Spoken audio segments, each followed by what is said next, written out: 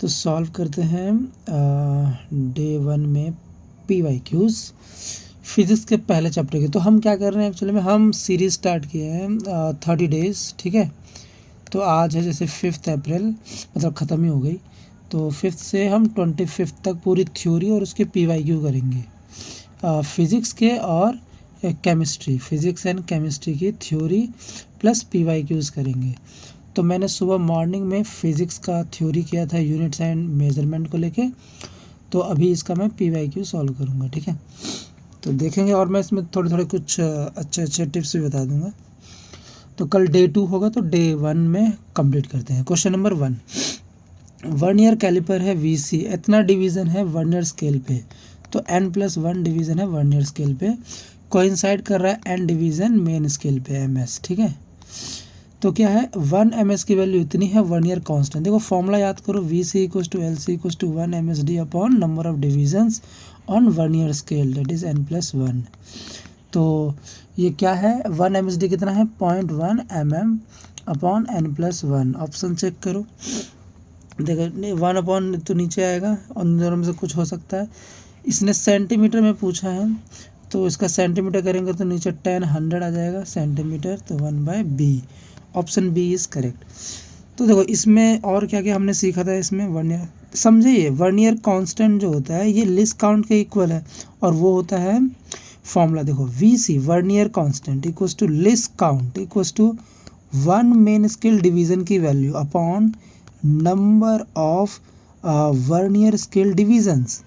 या फिर इसको ऐसे लिख सकते हो, 1 मेन स्केल डिवीज़न की वैल्यू -1 वर्नियर स्केल डिवीज़न, कुछ भी लिख दो, या फिर 1 माइनस कर दो main scale upon vernier scale, ठीक है। और फिर यहाँ मेन स्केल डिवीज़न की वैल्यू, राइट। ये सब लीस्ट काउंट होता है। इसी में एक ऑब्जर्व वैल्यू होती है, ऑब्जर्व वैल्यू होती है जो मेन स्केल रीडिंग है, और प्लस में least count into vernier scale reading, ठीक है। वर्नियर स्केल रीडिंग मतलब जो कोइंसाइडिंग वैल्यू है, ठीक है। तो मैं ये फालतू चीज़ें बता रहा हूँ, और ट्रू वैल्यू जो होती है ना, वो होती है ऑब्जर्व वैल्यू -0 एरर। क्या पता इसमें से कुछ क्वेश्चंस आपके बन जाए। तो ऐसे सिंपल क्वेश्चंस आएंगे, उसको याद कर लेना लीस्ट काउंट का, ठीक है। तो first question done. Second question, second है क्वांटिटी जिसकी डायमेंशन सॉलिड एंगल के इक्वल है। सॉलिड एंगल यानी ये, इसका होता है एरिया अपॉन r², यानी डायमेंशन नहीं है उसकी, राइट, यानी डायमेंशन लेस है। तो डायमेंशन लेस, तो देखो स्ट्रेस, तो ये स्ट्रेस तो आपका वो हो गया ना, क्या कहते हैं, प्रेशर, तो ये तो इसकी डायमेंशन है। आर्क एक लेंथ है, इसकी डायमेंशन है। स्पीड इसकी भी डायमेंशन है, तो ऑप्शन 1। देखो स्ट्रेन होता है लेंथ अपॉन दिस, या फिर change in dimension upon original dimension, और एंगल तो हमारा ये रहा। तो ये डायमेंशन लेस क्वांटिटी। याद रखना, 2 तरह के एंगल होते हैं, एक होता है प्लेन एंगल, ये मैं एक्स्ट्रा लिख रहा हूँ तो इसको ऐसे, ठीक है। हमारा आंसर तो आ चुका है, बट 2 एंगल होते हैं, एक होता है प्लेन एंगल जिसको हम कहते हैं रेडियन, ठीक है, और एक होता है सॉलिड एंगल जिसको हम कहते हैं स्टेरेडियन, ठीक है। तो इसको रिप्रेजेंट करने का d theta equals to DS upon r, ये r आपकी आर्क है, और यहाँ पे d omega equals to DA upon r², ये है, ठीक है, ये लिख सकते हो। और देखो इनकी यूनिट्स होती है, दे हैव यूनिट्स, बट इनकी डायमेंशन नहीं होती, ये डायमेंशन लेस है, ठीक है, ये याद रखना। और क्या है खास बात, बस और कुछ नहीं है। आगे बढ़ते हैं थर्ड क्वेश्चन में। थर्ड क्वेश्चन क्या है, एक फोर्स है जो ऐसा है कुछ, act on A particle at A given time t, ठीक है, factor which is dimension less, अगर ए बी कांस्टेंट है तो ए बी के टर्म में, देखो अगर देखा जाए, देखो कोई चीज़ ऐड हो रही है, तो ऐड तो वही होगी जिसकी डायमेंशन सेम होगी। तो AT² की डायमेंशन βT यानी फोर्स के इक्वल है दोनों। तो इससे T से T करो तो क्या आ जाएगा, अल्फ़ा T अपॉन बीटा, ये हो जाएगी डायमेंशन लेस, या फिर beta upon alpha T। Option में देखो beta alpha T upon beta, option B is correct, ठीक है।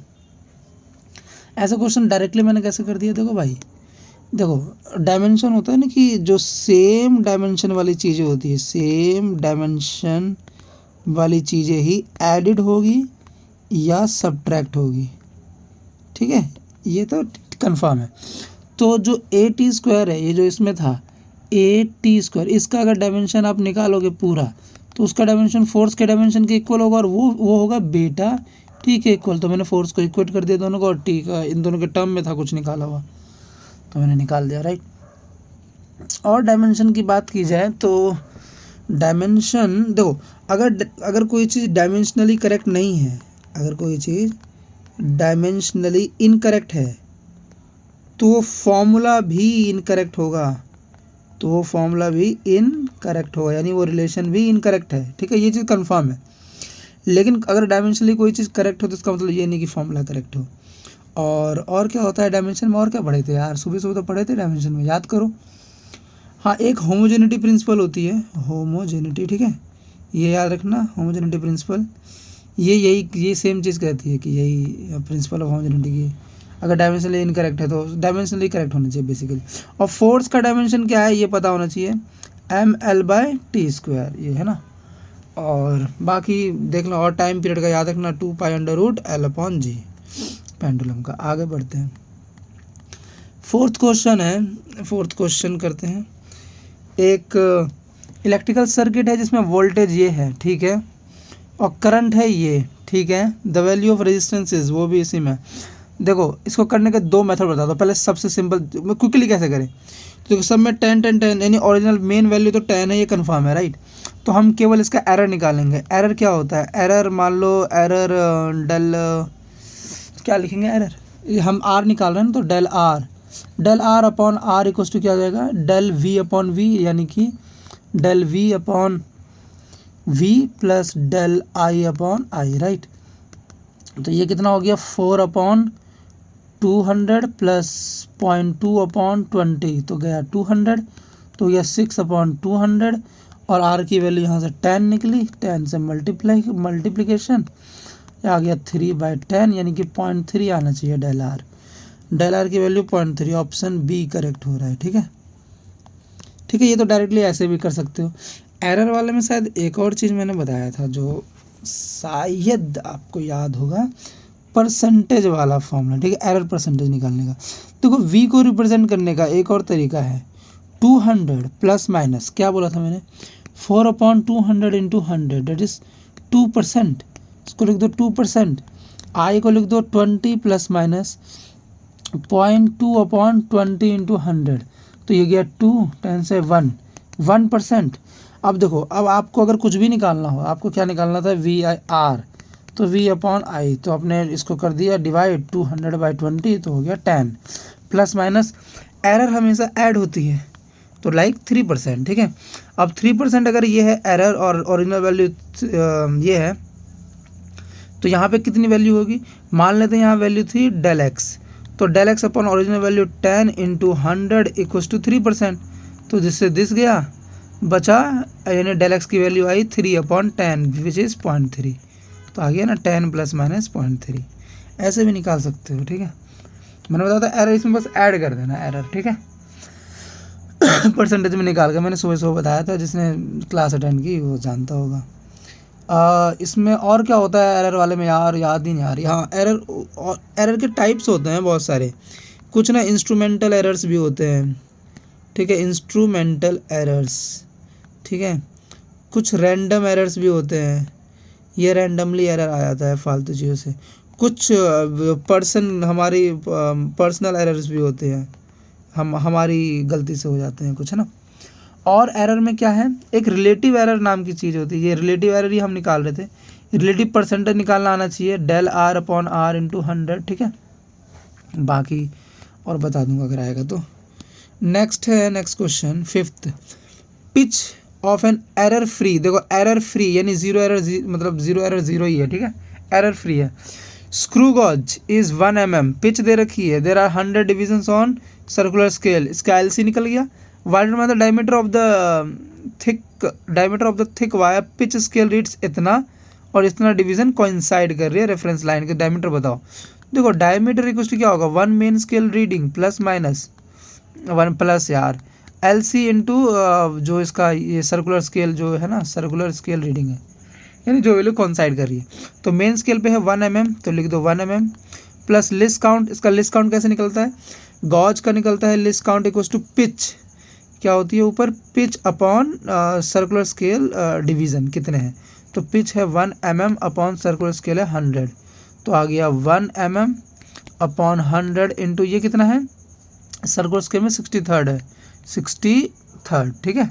तो ये आ गया 1 mm और 1 प्लस 0.63 mm, टोटल हो गया 1.63 mm, ठीक है। ऑप्शन देखो, सेंटीमीटर मीटर, सेंटीमीटर में निकालना, सेंटीमीटर में mm का हो जाएगा, एक सेकंड लो, mm है, सेंटीमीटर में चाहिए तो 0.163 centimetre, 0.163 centimetre, option B correct, ठीक है। तो हमने इसमें बहुत सारी चीज़ें, देखो ये स्क्रू गॉज का आ गया, बहुत अच्छा क्वेश्चन आ गया।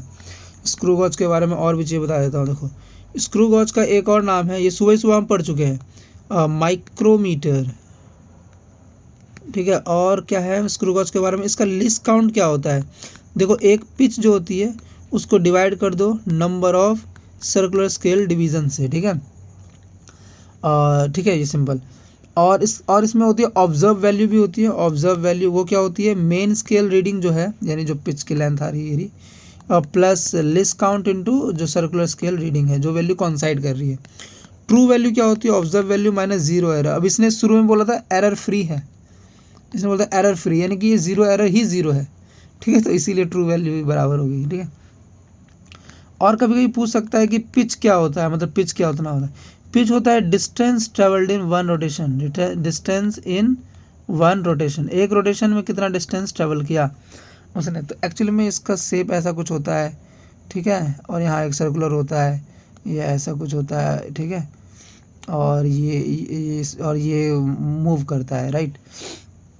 तो इसमें क्या होता है, डिस्टेंस इन वन रोटेशन, तो हमारे पास एक रोटेशन नहीं है मालूम, मान लो बहुत सारे रोटेशन है, तो ऊपर लिख सकते हो total distance upon number of rotations,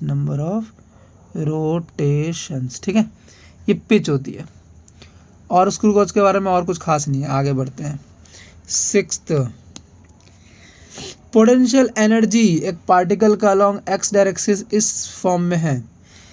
तो हमसे ये पूछा जा रहा है पोटेंशियल एनर्जी, अच्छा तो V इक्वल्स टू क्या है, ax² upon √x plus B. देखो B की यूनिट सेम है, √x, तो B की तो यूनिट हो गई a√x, हमें चाहिए a²b। एक काम करते हैं, इसी से निकालते हैं। देखो V अपॉन x², ठीक है, equal to a upon B. कोई दिक्कत, देखो ये मैंने कैसे लिखा आपको, ये सब हमने सिर्फ डायमेंशनल टर्म में लिखी, सिर्फ डायमेंशनल टर्म में, ठीक है। तो यहाँ देखो, यहाँ प्लस हो रही है तो हम इसको टेक्निकली लिख सकते हैं सिंपली ऐसे, तो उससे मैंने x² नीचे भेज दिया और a। अब मुझे चाहिए a² इंटू बी, तो मैं इसको स्क्वायर कर दूँ तो इधर भी स्क्वायर करना पड़ेगा टोटल, तो हो गया v² upon x⁴ into a² upon B.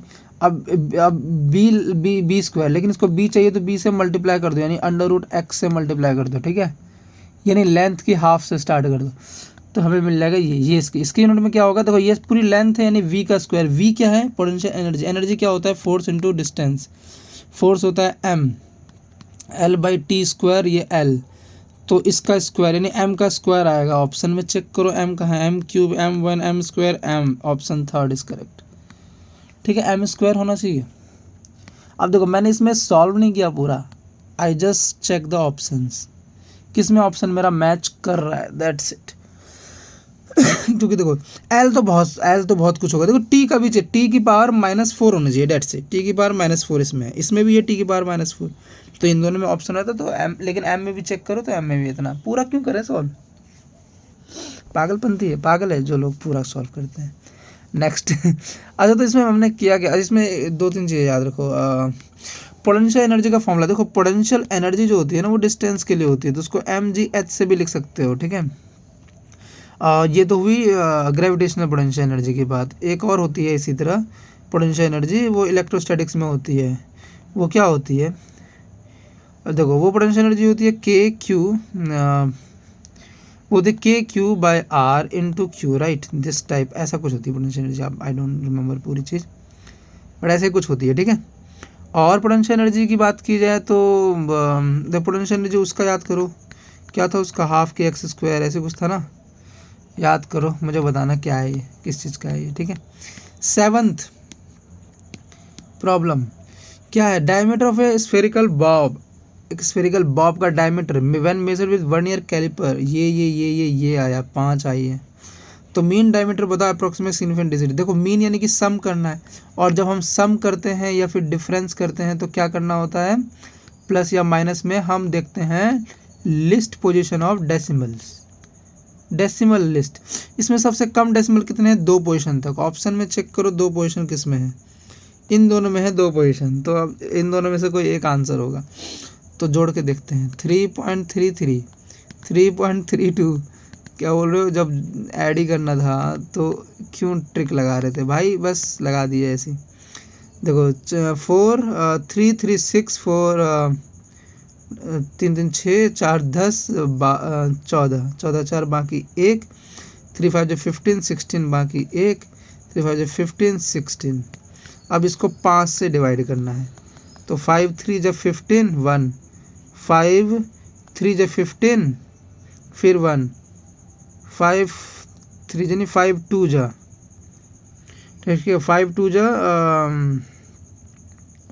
10, तो 40, फिर 40 आएगा तो फिर 5 8, तो इसको अप्रॉक्स करेगा तो 3.33, 33 तो आया है।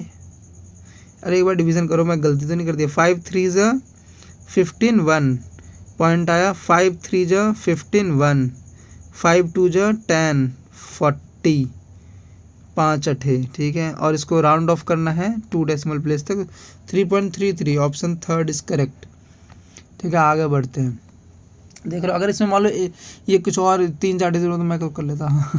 अच्छा इसमें क्या सीखे हम, इसमें देखो क्या सीखे कुछ चीज़ें। जब आप प्लस करोगे या माइनस करोगे तो क्या देखना है कि कितने लिस्ट डेसिमल प्लेसेस हैं, सबसे छोटा डेसिमल प्लेस देखना है, ठीक है। और जब मल्टीप्लिकेशन या डिवीज़न करोगे तो देखते हैं list number of significant figures, ठीक है। तो उसी के बेस पे आंसर करना होता है। और सिग्निफिकेंट फिगर्स कैसे पहचानते हैं, किसी भी नंबर को लिख दो इस फॉर्म में जहाँ पे ए की वैल्यू डाल दो 1 से लेकर के 10 तक, ठीक है, और बी कैन बी एनीथिंग। तो ए जो है, ए के जितने सिग्निफिकेंट फिगर्स होंगे उतने ही इस पूरे नंबर के होंगे। आगे बढ़ते हैं, 8th क्वेश्चन। ऐसी कौन सी क्वांटिटी है जिसकी डायमेंशन रेसिप्रोकल है, which has dimension of reciprocal of mass this। ऐसी कौन सी क्वांटिटी है, एंगुलर मोमेंटम, तो इसकी तो एम ही है डायरेक्ट मोमेंटम में। कोएफिशिएंट थर्मल कंडक्टिविटी देखते हैं, टॉर्क का, टॉर्क क्या होता है, फोर्स इनटू डिस्टेंस, यही ना टॉर्क। ग्रेविटेशनल कांस्टेंट ये क्या है, जी ना, तो G F upon M, true, correct. F upon M 2 होता है ना, तो ऊपर एम, यस, तो ऑप्शन डी आ गया। अरे मैंने इसमें क्या किया, मैं सबका मैं फॉर्मूला देख रहा था, ठीक है। तो ये हो गया ML/MVR, और थर्मल कंडक्टिविटी याद है, थर्मल कंडक्टिविटी ये होता है ना, Q इक्वल्स टू क्या होता है, K टाइम्स कुछ ना कुछ तो होता ही है भाई, K टाइम्स क्या होता है, चलो लिखना बताना मेरे को। थर्मल कंडक्टिविटी तो मैंने दे दिया K, और heat equals to thermal conductivity into बताना dt/dx क्या होता है पूरा ये, ठीक है। टाइम भी होता है नीचे, उसका ध्यान रखना। फिर आगे टॉर्क, टॉर्क क्या होता है, देखो टॉर्क तो रोटेटरी डिस्टेंस है, तो फोर्स इनटू डिस्टेंस परपेंडिकुलर वाला, तो डॉट लगा दो, क्रॉस कर दो भाई, मैं तो बोल रहा हूँ क्रॉस कर दो साइन थीटा। तो इसमें कहाँ से मास आ गया, मतलब रेसिप्रोकल में, इसमें मैंने निकाला जी में डायमेंशन, सोचा कि फोर्स का क्या है ग्रेविटेशन का, G m1 m2 upon R square. Force क्या होगा, mg, m से m गया, एक m तो बच गया, g क्या हो गया ऊपर GR² अपॉन m1, देखो m इनवर्स आ गया ना, बस और तो कुछ नहीं चाहिए भाई, यही चाहिए था। m ये आ गया ना m इनवर्स में, तो g की हो गया ये इनवर्स वाली वैल्यू, राइट। और बाकी आपको फॉर्मूलेस पता होने चाहिए भाई, फॉर्मूला बताओ इसका जल्दी, अगर किसी को आता है तो बता देना। अगला क्या, अच्छा तो इसमें सीखे क्या हम, अच्छा इस क्वेश्चन में सीखे क्या भाई, डायमेंशन वाले जो क्वेश्चन होते हैं ना ईजी होते हैं, तो इसमें आपको डायरेक्ट सॉल्व करने की ज़रूरत नहीं है, जस्ट अप्लाई योर ब्रेन, ठीक है। आगे 9th, एरर बताओ मेजरमेंट में जो अराइज होती है due to unpredictable fluctuation in temperature and voltage supply. देखो टेम्परेचर ये सब रैंडम में आता है। देखो तो ये 4 तरह की एरर लिख रखी है। Instrumental error due to instrument होता है, ड्यू टू इंस्ट्रूमेंट में कुछ गलती हो जाती है। तो रैंडम एरर होता है आसपास के टेम्परेचर, प्रेशर, ह्यूमिडिटी, इन सब के कारण कोई एरर आता है। तो इसी में आता है वोल्टेज, ये सब एरर, वोल्टेज सप्लाई, इन सब से कोई जो एरर होता है, ठीक है। लिस्ट काउंट एरर आपके मेज़रमेंट में जब गलती होती है, मेज़रमेंट में लाइक एंगल की गलती होती है, ये सब लिस्ट काउंट, अब यानी लिस्ट काउंट फाइंड करने में गलती हुई है बेसिकली। पर्सनल एरर जब आप बुद्धू हो, व्हेन यू आर ए फूल, ठीक है, तब एरर जो होती है वो होती है। तो ऑप्शन थर्ड, ठीक है, सी, इसको ब्लू से करते ना यार, सी, ठीक है। तो इसमें सीखे क्या, इसमें कुछ नहीं सीख पाया भाई, इसमें एरर के बस टाइप थे, ये तो एक ही चीज़ है जो बार बार आ रही है। नेक्स्ट क्वेश्चन पे आते हैं। 10th नंबर, एक मेटल वायर है जिसकी मास इतना है, रेडियस इतना है, लेंथ इतना है, maximum possible percent error in the measurement density. Density क्या होती है, मास पर यूनिट वॉल्यूम। मास तो दे रखा है, वॉल्यूम कैसे निकाल, अच्छा सिलेंड्रिकल वायर है तो mass per unit pi R square L. देखो एरर निकालने का तरीका, परसेंटेज दे रखी है, देखो डेंसिटी में परसेंटेज का एरर, डी बाई डी कितना होगा, देखो मास का होगा del M by M plus twice of होगा del R by R plus del L by L. कोई दिक्कत क्योंकि स्क्वायर में है। अब मुझे परसेंटेज चाहिए तो 100 से मल्टीप्लाई कर दूँ सब तरफ, ठीक है। तो निकालो भाई, डेल एम कितना होगा ये, देखो बताता हूँ, 0.002 अपॉन 0.4 प्लस 2 टाइम्स रेडियस का 0.001 अपॉन 0.3 प्लस इसका कितना होगा 0.02 अपॉन 5 इंटू 100, ठीक है। अब 100 को सब में भेज दो तो हो गया 0.2 अपॉन 0.4, 0.1 अपॉन 0.3 इंटू 2, अब ये 2 अपॉन 5। ध्यान से देखा जाए तो ये सारे पॉइंट हट चुके हैं, 1/2, 2/3, 2/5। चेक किया जाए 30, ठीक है, एलसीएम ले लो 30, तो ऊपर आ गया 15, यहाँ आ गया 20 और यहाँ आ गया 6 × 30 12, तो 12 15 कितने में 27 47, 47/30, तो 4.7/3, तो 1.3 × 5 = 15, 3 × 5 = 15, 3 × 6 = 18, है ना, 1.5 या 6 के करीब, ठीक है। ऑप्शन इतना आ गया परसेंटेज में, हमने परसेंटेज ही निकाली है, राइट। तो ये भी अच्छा क्वेश्चन था, मतलब अच्छा था, इसमें आप कर सकते हो इजीली, ठीक है।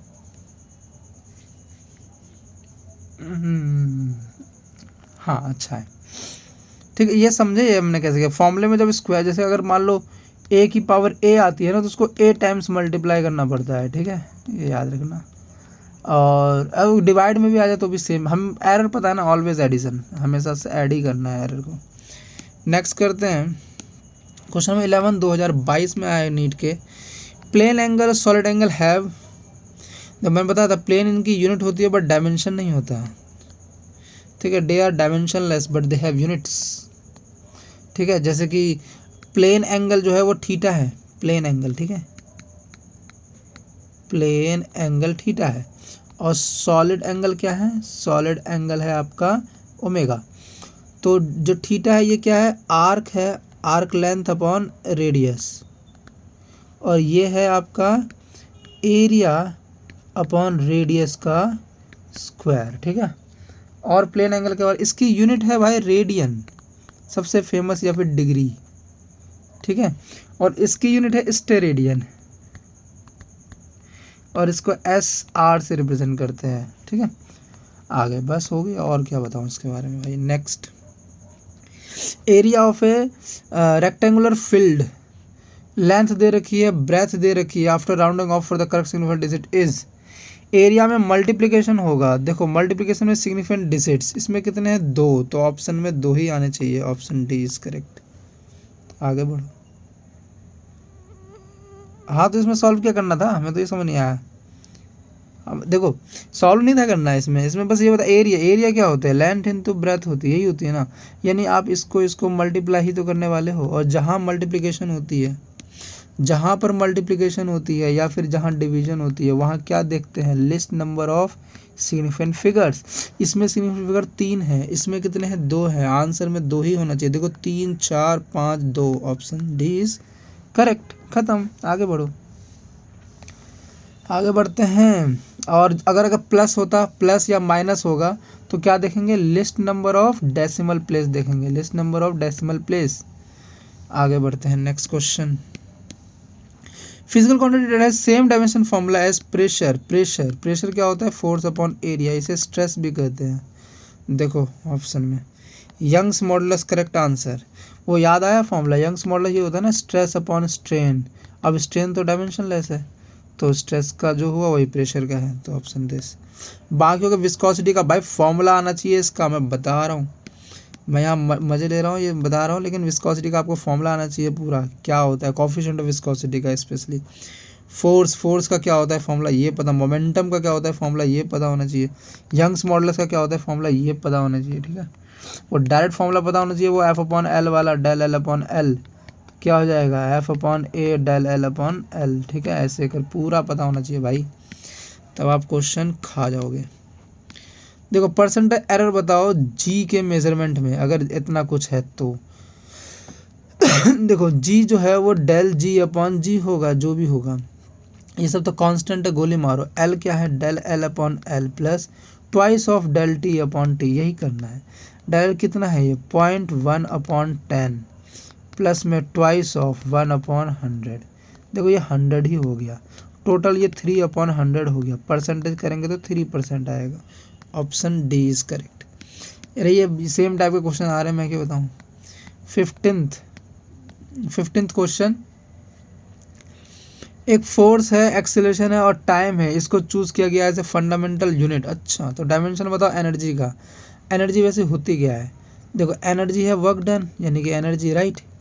वर्क डन क्या होता है, फोर्स इनटू डिस्टेंस, यही है ना, फोर्स। देखो फोर्स तो हमारी एज इट इज़ है, डिस्टेंस कैसे निकलती है, डिस्टेंस होता है एक्सेलरेशन टाइम स्क्वायर, राइट, क्योंकि एस इक्वल्स टू होता है ना U T plus half A T square.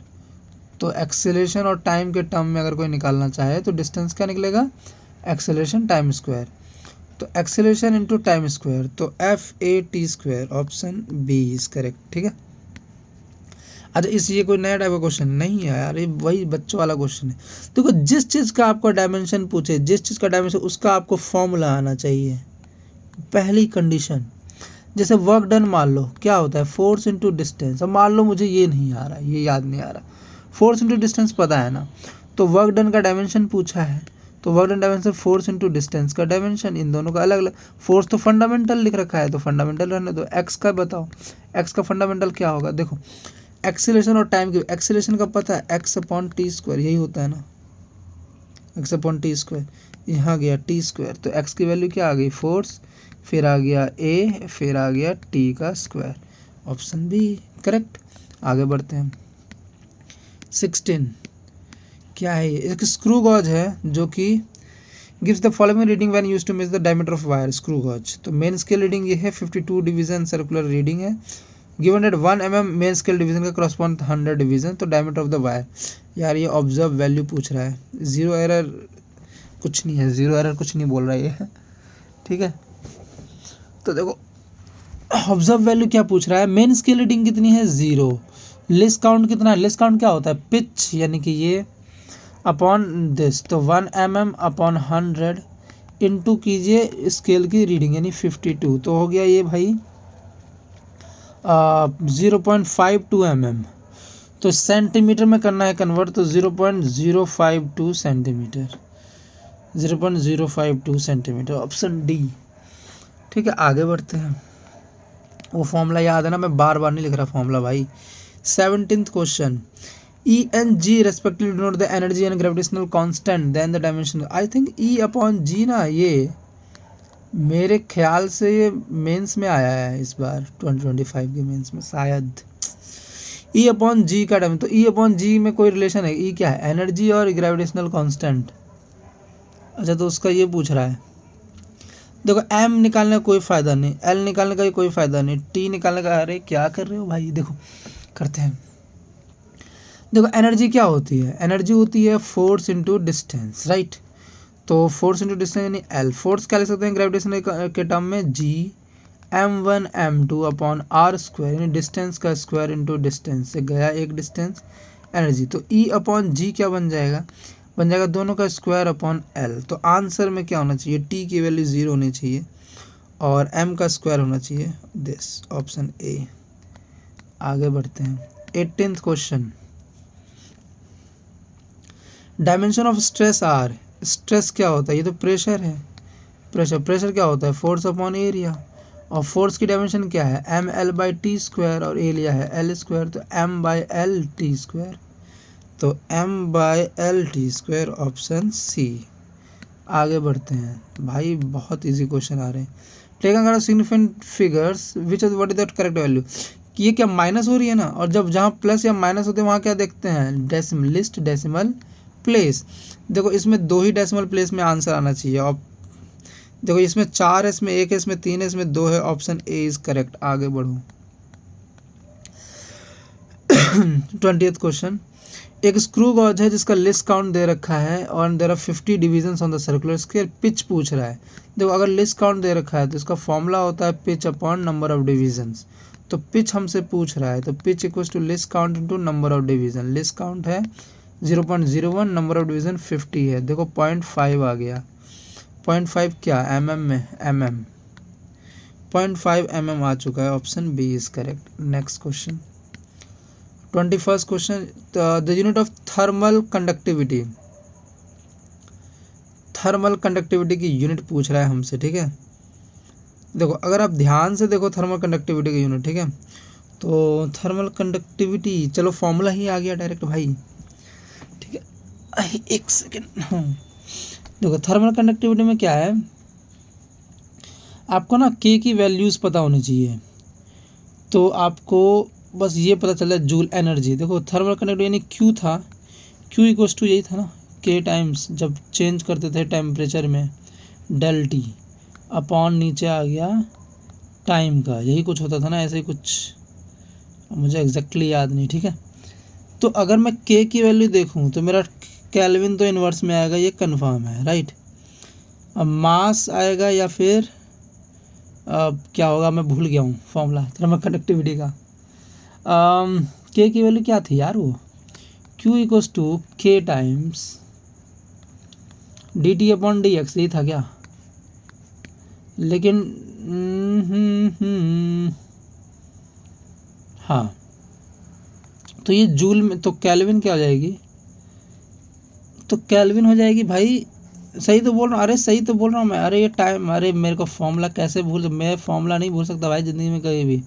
तो के की वैल्यू क्या हो गई, Q इंटू डी एक्स, ठीक है, हाँ Q इंटू डी एक्स, अरे मैंने उल्टा पुल्टा कर दिया कुछ, ठीक है।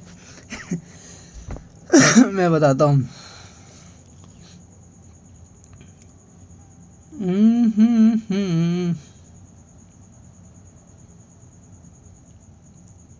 हाँ, तो ये हो गया Q into D X, Q into D X upon D T का टी, तो Q अपॉन टी क्या है, एनर्जी अपॉन टाइम होता है पावर, तो power into D X upon D T, तो ऑप्शन हो गया वाट, डी एक्स यानी डिस्टेंस है, यानी कि मीटर पर केल्विन, देखो watt metre per kelvin, option D is correct.